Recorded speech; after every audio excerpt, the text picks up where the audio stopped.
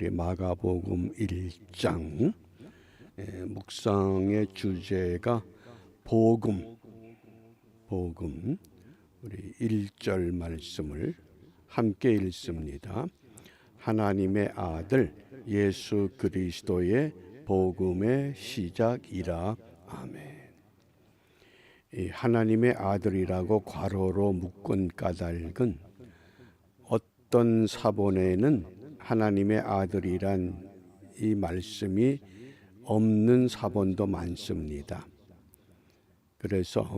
그러나 우리 한글 개역 성경에는 하나님의 아들 예수 그리스도 복음의 시작이다. 근데 원래 헬라어 성경에서는 첫 번째 단어가 시작입니다. 시작. 그러고서 하나님의 아들 예수 그리스도의 복음 이렇게 되는 겁니다. 그럼 이 시작이라는 의미가 무엇이냐? 우리 창세기 1장 1절이 어떻게 시작됩니까? 태초에 하나님이 천지를 창조하시니라. 그 태초와 같은 단어입니다. 다만 창세기는 히브리어고 마가복음은 헬라어입니다. 이것이 요한복음에서 태초에 말씀이 계시니라. 그 똑같은 단어입니다. 이 아르케라는 단어를 쓰는데 그러면 이게 어떤 의미가 있느냐? 창세기 1장 1절의 태초는 만물의 시작을 말씀하는 태초를 말합니다. 요한복음 1장의 태초는 믿음의 근원이 되는 주에 대한 태초입니다. 그런데 마가복음에서 시작, 이 아르케, 이 태초라고 하는 것은 구원의 시작이 누구에게서 비롯되느냐? 예수 그리스도, 하나님의 아들이라고 하는 것을 분명하게 우리에게 말씀합니다. 그래서 성경에 보면 사도행전에서 마가라 하는 요한 그랬습니다. 같은 이름입니다. 다만 마가는 로마식 이름입니다. 요한은 유대식 이름. 그리고 이 마가라고 하는 이름의 뜻을 기억해 주시기 바랍니다. 망치. 마가는 망치라고 하는 겁니다. 그런데 마가복음 1장의 내용이 참 다양합니다. 거의 9가지 내용이 되는데 이 전부 우리가 다룰 수 없기 까닭에 오늘 이 새벽에는 이 복음에 관해서만 좀 말씀을 나누려고 합니다. 누가 질문합니다. 복음이 무엇입니까? 라고 물었을 때 여러분은 어떻게 답하시겠습니까? 정확한 답이 있습니까? 어떤 분은 예수님, 어떤 분은 십자가, 일부 다 맞습니다. 오늘 우리가 이 복음에 대한 정확한 의미를 함께 마음에 새겨 두시기 바랍니다. 그래서 이 복음을 위해서 오늘 마가는 무엇을 강조하느냐? 이 복음이라고 하는 의미를 우리가 먼저 이해하셔야 됩니다. 헬라어 성경에서 복음을 유앙게리온, 굳이 우리말로 번역하면 기쁜 소식입니다. 기쁜 소식. 원래 이 유앙게리온이라고 하는 이 단어의 뜻은 좋은 소식을 가져온 사람에게 주는 보상을 말합니다. 근데 이것이 보상이 아니라 점차 기쁜 소식으로 바뀌어서 오늘 우리에게 사용되고 있습니다. 그러면 기쁜 소식이 무엇이냐? 유앙게리온의 유래가 우리 그 올림픽의 꽃이라고 하는 마라톤 경주가 있습니다. 42.195km를 달리는 경주인데 마라톤 경주의 유래가 기원전 490년 아테네와 페르시아에 큰 싸움이 있었습니다. 그 싸움이 계속되는 동안에 아테네의 밀리티아테스라고 하는 장군이 그 싸움에 승리를 했습니다. 그런데 그 당시 통신 수단이 발달되지 않았기 때문에 그 싸움터에서부터 본국의 사람들에게 우리가 이겼다고 하는 소식을 전해주기 위해서는 누군가가 달려가야 됩니다. 그때 그 달려가는 책임을 맡은 사병이 필립 피데스입니다. 그가 마라톤 광야를 달려서 그때 달린 거리가 36.75km입니다. 우리가 이겼습니다. 승전보를 알리고는 이 필립 피데스는 그 자리에서 순직합니다. 숨을 거뒀습니다. 그것을 기쁜 소식, 왜? 우리가 전쟁에 이겼다. 그러면 사람마다 다를 수 있습니다. 배고픈 사람에게 기쁜 소식은 무엇이겠습니까? 배부르게 먹는 소식입니다. 병든 사람에게 기쁜 소식은 병을 고칠 수 있는 길을 찾는 것입니다. 그런데 배고픔을 해결하고 병을 해결하고 이런 모든 해결은 전부 육체에 관한 것뿐입니다.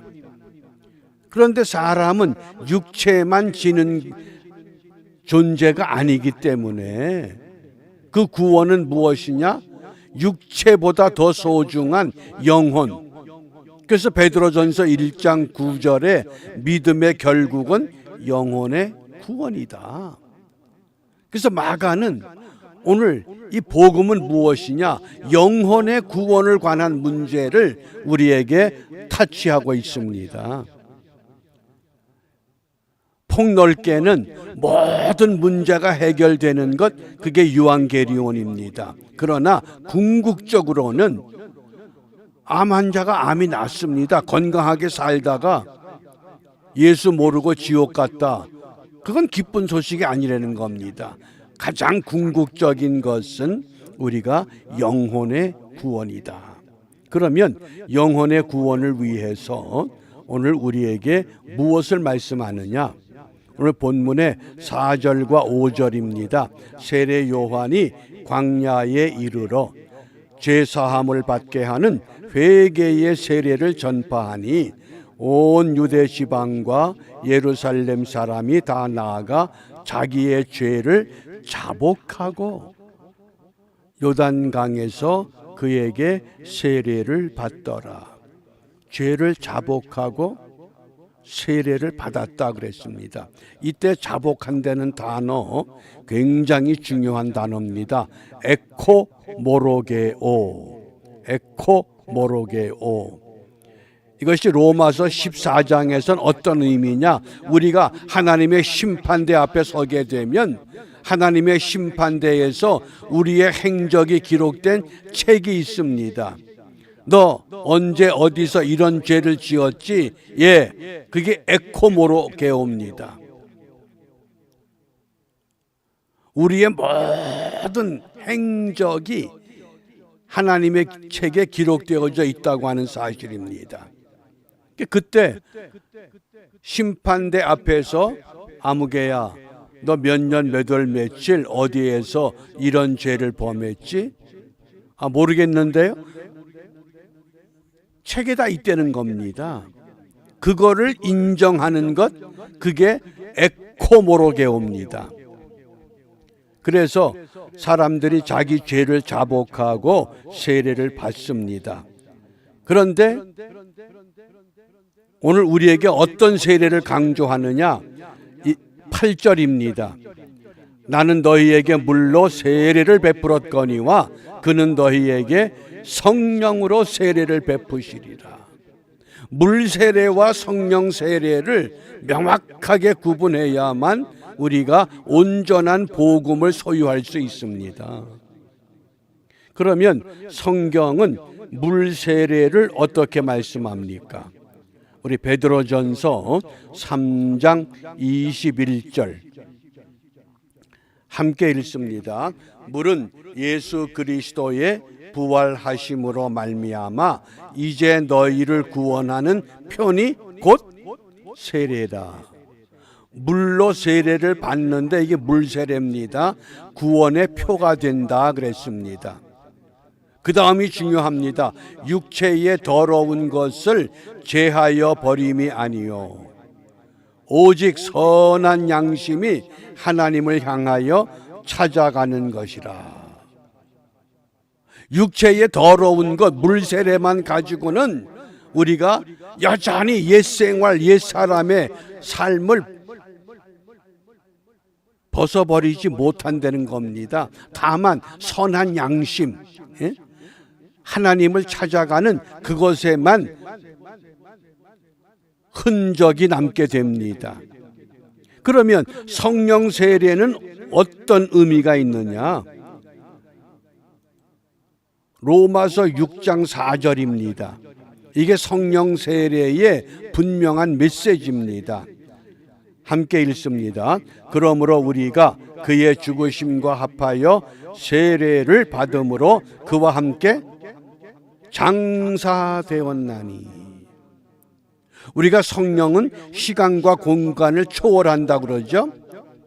2000년 전에 예수님께서 십자가에 죽으셨을 때 내가 그 시간과 공간을 초월해서 예수님의 죽으심과 합하여 성령으로 세례를 받으면 그와 함께 죽는다는 겁니다.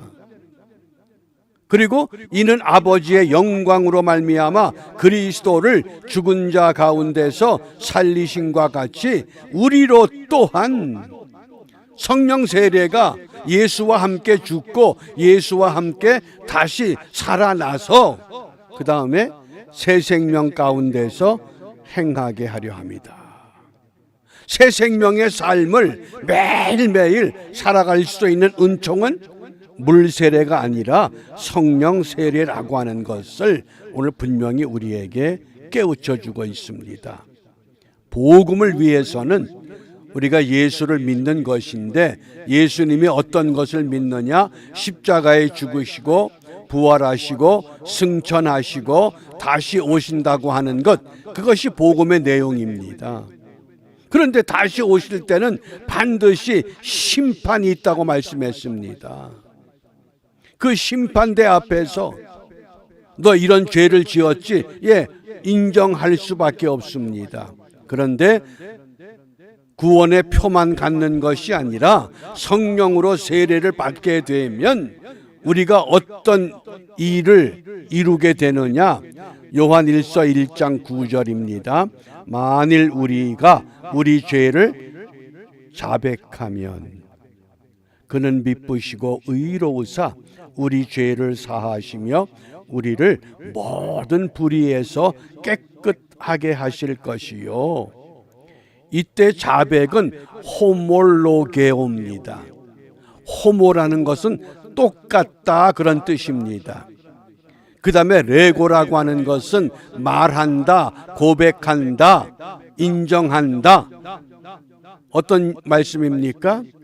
우리의 행실이 하나님의 책에 다 기록되어져 있는데 성령 세례를 받게 되면 내가 몰랐던 모든 죄를 똑같이 말하고 똑같이 고백하고 똑같이 인정하게 되므로 그게 자백하면 호몰로게오.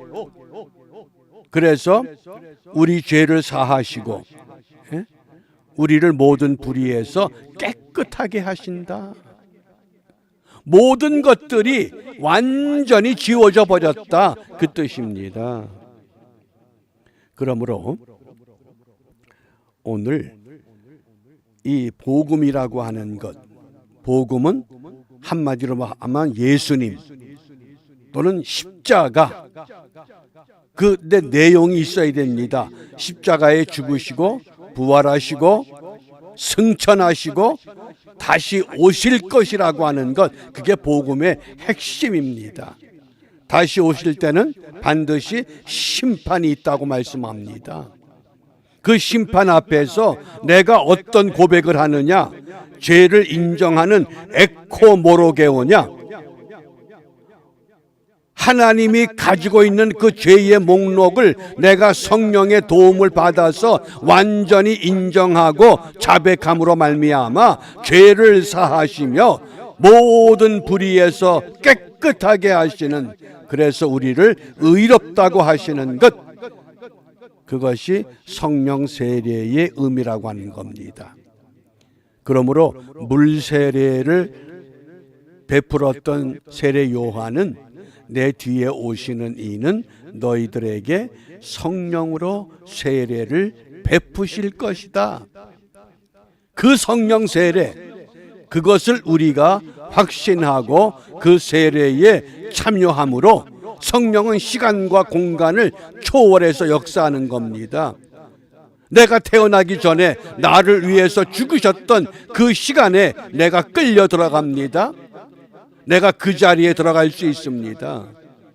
그것이 성령 세례의 의미라고 하는 것을 우리가 마음에 새기고 이 아침에 무엇을 기도하겠습니까?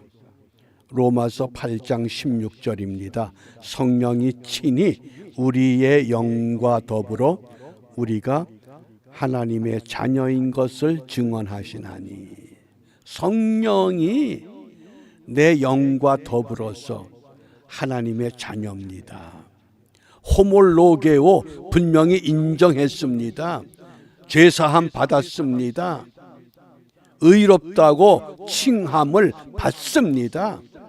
이렇게 증언하신다고 하는 겁니다. 그러므로 우리가 이 아침에 성령으로 새롭게 하여 주옵소서. 어떻게? 회개의 영을 더하여 주시고 진리의 영으로 이끌어 주옵소서. 그래서 오늘 이 하루가 우리 마가복음 1장을 읽으면서 성령의 이끌림을 받는 성령의 사람으로 이 땅에서 거룩한 흔적을 새겨가는 일에 성공하는 우리 모두가 되시기를 주님의 이름으로 축복합니다. 기도하겠습니다. 은혜가 풍성하신 하나님, 오늘부터 마가복음을 읽게 됩니다.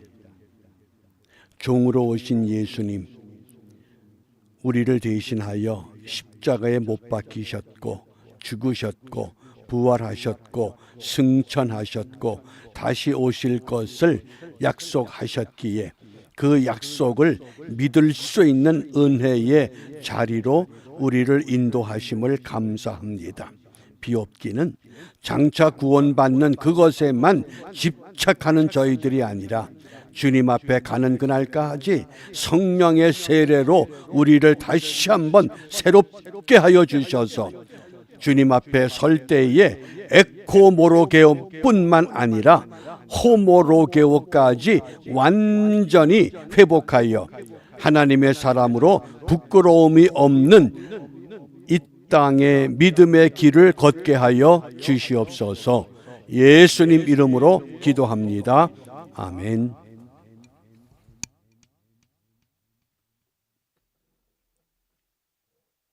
왜 이렇게 에코가 생기냐? 희한하게.